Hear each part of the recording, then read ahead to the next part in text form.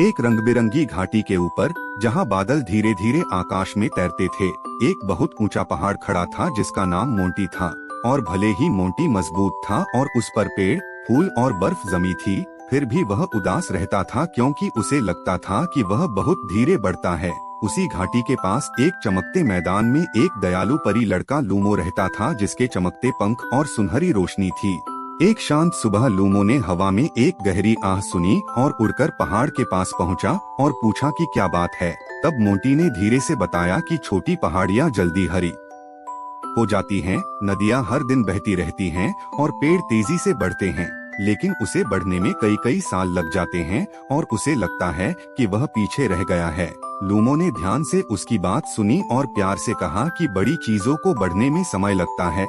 फिर उसने पहाड़ के नीचे पड़े एक छोटे से बीज की ओर इशारा किया और समझाया कि कैसे वह धीरे धीरे एक बड़ा पेड़ बनता है।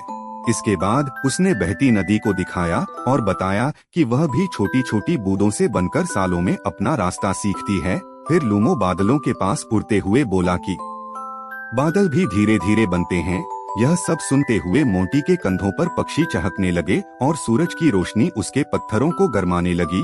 धीरे धीरे पहाड़ समझ गया कि उसका धीमे बढ़ना उसे कमजोर नहीं बल्कि मजबूत और समझदार बनाता है। उसने जाना कि वह जंगलों को संभालता है, नदियों को रास्ता देता है और नीचे की घाटी की रक्षा करता है।